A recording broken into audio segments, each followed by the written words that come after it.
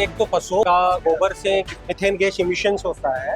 हमने सारा गोबर इस बायोगैस यूनिट्स में डाला। तो ये जो गैस निकली उसको हमने एक होम कंजप्शन के लिए यूज कर लिया, तो मीथेन इमिशन उससे कितने पैसे बच गए? On an average 12,000। और ये जो बड़ा पिक्चर है इसमें यहाँ सबसे ये है हमारी वर्मी कंपोस्ट। ये दिख रही है किचन गार्डनिंग का एरिया है, ये हमारे पशुओं का शेड है और पॉन्ड भी है। इस मेथड को प्रणाली को वो अपनाता है तो जो रासायनिक खादों की जो जरूरत है वो 50% खेत से ही पूरी कर लेता है।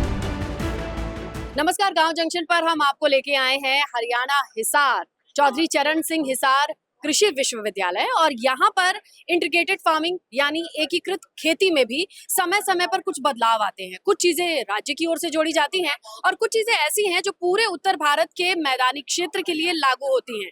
अब इस मॉडल से आप अपनी खेत में छोटे बड़े बदलाव क्या कर सकते हैं, मुझे उम्मीद है कि इस वीडियो से आपको मदद मिलेगी। विभाग की ओर से हमारे साथ है डॉक्टर साहब, आपका नाम और परिचय। मेरा नाम डॉक्टर RS दादरवाल है। मैं सस्य विज्ञान विभाग चौधरी चरण सिंह कृषि विश्वविद्यालय में कार्यरत हूँ। और हमारे विश्वविद्यालय ने हमारे हरियाणा के लिए एक मॉडल तैयार करे हैं समन्वित कृषि प्रणाली के।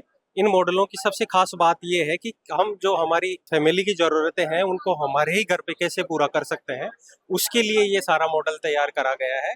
और हरियाणा में जो 70% किसान है वो स्मॉल एंड मार्जिनल किसान है।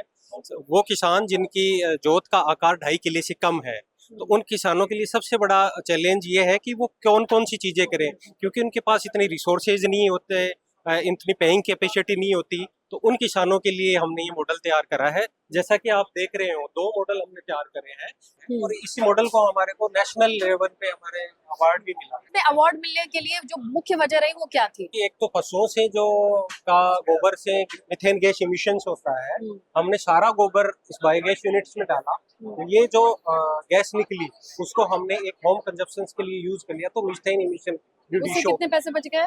उससे ऑन एन एवरेज 12,000 रुपए। कितनी गायें होनी चाहिए शुरुआत में एक गाय और एक भैंस। उससे भी गोबर गैस बन जाएगा? हाँ, आराम से। और ये जो बड़ा पिक्चर है इसमें यहाँ सबसे ये है हमारी वर्मी कंपोस्ट ओपन। ये दिख रही है किचन गार्डनिंग का एरिया है, ये हमारे पशुओं का शेड है और पॉन्ड भी है। और वैसे देखा जाए तो हरियाणा के जो हमारे मुख्य फसल चक्र है वो चावल, गेहूं, कॉटन, गेहूं और बाजरा, गेहूं, ये सारे फसल चक्र हैं जो हमारे 85% एरिया में यही फसल चक्र अपनाए जा रहे हैं। इनकी वजह से आप वर्तमान में देख रहे हो बदलता हुआ मौसम, बदलता हुआ परिवेश। तो उसके लिए हमने इसको तैयार करा गया है कि हम 2010 से इस पे रिसर्च कर रहे हैं। उसके बाद हमने पाया इस मेथड को, प्रणाली को वो अपनाता है तो जो रासायनिक खादों की जो जरूरत है वो 50% खेत से ही पूरी कर लेता है। उसमें वर्मी कंपोस्ट से वो कर सकता है, बायोगैस सैलरी से वो जो फर्टिलाइजर अपने खेतों को देता है, उसे मृदा का स्वास्थ्य तो सही होगा ही और आमदनी भी हमें उसमें प्राप्त होती है। और ऑन एन एवरेज पिछले 10 साल से हमने देखा 2.5 हेक्टेयर जो है 1 किले से जो हम कहते हैं तो 3.5 लाख रुपए नेट बेनिफिट इससे ले सकता है। ऐसा नहीं है कि कोई जो चीज चल रही है उसको हटाना है, लेकिन जो जिसके पास, किसान के पास जो रिसोर्सेज है उन्हीं रिसोर्सेज पे नई तकनीकी के साथ वो कैसे जा सकता है। जैसे कि नॉर्मली हम देखते हैं हमारे किसानों के पास एक शेड होगा, पशुओं के लिए शेड भी होता है और उसकी खुद की इंफ्रास्ट्रक्चर है। तो उन सारों को असेस करके कैसे हम सरकारी स्कीमों से भी उसको जोड़ते हैं कि जैसे पॉन्ड की स्कीम है उसका भी लाभ ले लें, चाहे फिशरीज है, कोई गवर्नमेंट की जो भी स्कीम है उसका लाभ ले सकता है। और उसी के साथ, और ये कोई एक दिन का काम नहीं है, ये एक पूरी चक्र है जिसको एक बदलाव की जरूरत है। शुरुआत सबसे पहले किसान क्या करे? मान लीजिए मैं सिर्फ गेहूं या चावल वाली किसान हूँ, मुझे पहला काम क्या करना है? पहला तो आपको जो हमारे विश्वविद्यालय द्वारा बताए गए फसल चक्र हैं, जिसमें अनाज वाले, दालों वाले, चारे वाले और सब्जियों के फसल चक्र हैं, उनको वो करे कि उन पे अपने क्या आप को अनुपात होना चाहिए कि अगर 1 हेक्टेयर की बात करें? हाँ, तो फसल और बाकी कंपोनेंट का जो अनुपात है वो 80-20 का है।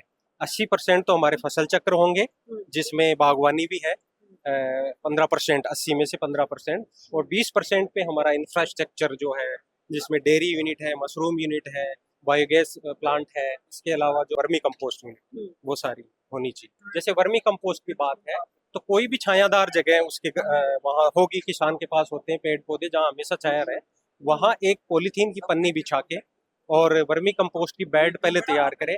ऐसे ही वो मशरूम यूनिट के साथ कुछ बैग्स तैयार करें और जो एग्जिस्टिंग चीजें वहीं वो उसको सर्दियों के टाइम बनाए, और जब उसको उस तकनीकी ज्ञान बढ़ जाए उसके बाद इन्वेस्टमेंट की तरफ हो जाए। सबसे छोटी यूनिट मशरूम की कितने की हो सकती है? मशरूम की वो 25 बैग्स हैं उनके साथ शुरू कर सकता है, और उसके लिए हमारे विश्वविद्यालय से साइना नेहवाल ट्रेनिंग इंस्टीट्यूट है, वो समय समय पर ट्रेनिंग देता रहता है। देखिए डॉक्टर साहब, मैं देख पा रही हूँ ये फलदार वृक्षों की बाड़ लगानी है, फेंसिंग करनी है। फेंसिंग के लिए कौन कौन से उत्तर भारत के लिए उपयुक्त रहेंगे? फेंसिंग के लिए जो सबसे अच्छा है वो बेलगिरी और करौंदा का है कॉम्बिनेशन, जिसमें बेलगिरी 10 मीटर की दूरी पर बेलगिरी लगे बाउंड्री पे, और बीच में करौंदा के पौधे, ताकि एक बाड़ का भी काम करेंगे और करौंदा से हमें करौंदा मिलेगा, बेलगिरी से बेलगिरी मिलेगी। वर्मी कंपोस्ट के लिए केचुआ ले आना होता है। इनिशियल सेटअप यानी शुरुआती संरचना के लिए क्या क्या चीजें लानी होंगी?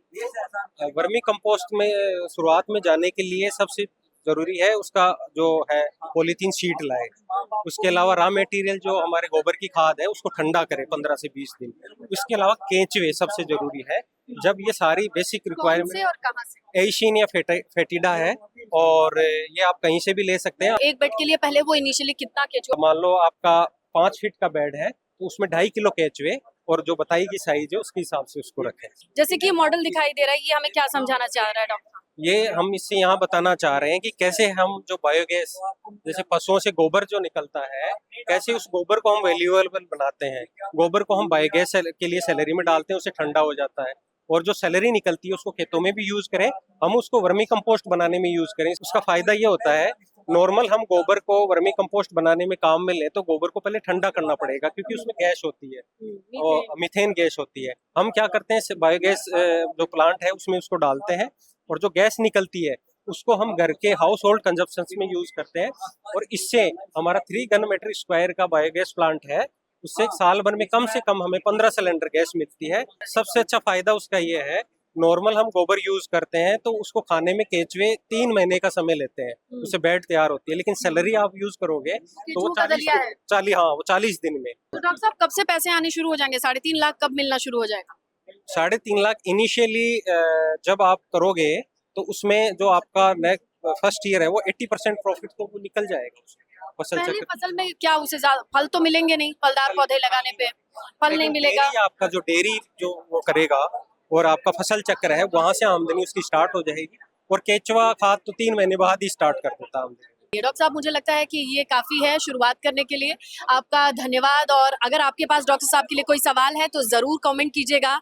आप अपना नंबर बताएंगे डॉक्टर साहब, या फिर जो नंबर जिससे संपर्क कर सके, कोई हेल्पलाइन? 9729596590 ये मेरा पर्सनल नंबर है। उस पे अगर कोई किसान भाई सम्मिलित कृषि प्रणाली की तरफ बढ़ना चाहता है तो हम उसको इसके लिए पूरा असिस्ट करेंगे। ज्ञान, तकनीकी ज्ञान, और क्या क्या सरकारी स्कीमें चल रही होंगी उसके बारे में भी जानकारी, क्योंकि ये बदलती रहती है सभी समय के साथ। बिल्कुल, समय के साथ बदलती हुई चीजों से अपने आप को अपडेट रखिए।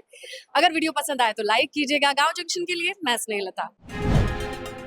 गांव जंक्शन को सभी सोशल मीडिया प्लेटफॉर्म्स पर फॉलो करें। व्हाट्सएप चैनल और जीमेल आईडी पर भी संपर्क साध सकते हैं।